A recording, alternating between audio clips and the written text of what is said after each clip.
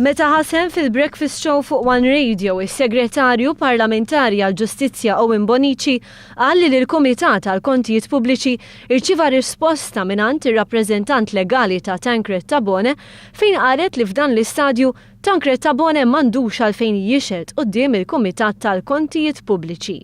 F'Diċembru l-avukata Gianella De Marco li qed tirrappreżenta l-Tancred Tabone kienet kitbet lill-Kumitat tal-Kontijiet Pubbliċi u insistiet li l-klijent tagħha m'għandux jidher biex ma jippreġudikax il-każ li għandu quddiem il-qorti dwar l-involviment tiegħu fix-xiri regolari taż-żejt meta kien chairman tal-Ene Malta. L-avukat ta' Tancred Tabone, Dr. Gianella De Marco, batitinna ittra fej qalet isma' jiena għadni nsostni l-istess pożizzjoni Tancred Tabone klient tiegħi jiena tajtu parir biex ma jixidx fil-Public Accounts Committee. Is-segretarju parlamentari Bonici qal li hu ma jaqbilx ma' din l-attitudni. Ma domandi li ma jkriminawx, jekk insaqsek kemm ilu chairman tal-Ene Malta, dik ma tinkriminawx ir-risposta. Ġifier ma jistax jiġiu. Idlina ma ħawweġeb xejn ta'. Le, ma taħdimx hekk is-sistema.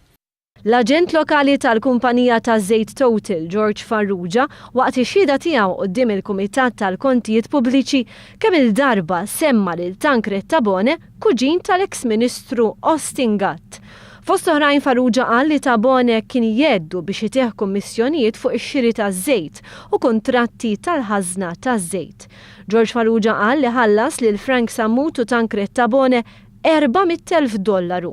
Il-ħlas baqa' jsir sa sena wara li Tancred Tabone spiċċa mill-kariga għax kien jinsisti li xorta għandu is-saħħa. Farrugia qal li pagamenti oħra kienu jsiru l-Forestals u l-istabbiliment ta' Tancred Tabone.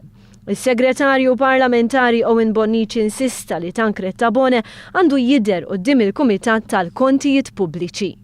Ġan sostni li mhix korretta dil-pożizzjoni għaliex għandu jitla' jixhed. Ħalli mbagħad għad-domandi jgħid jiena nagħżel li ma weġibx, imma d-domandi rridu jsirulu.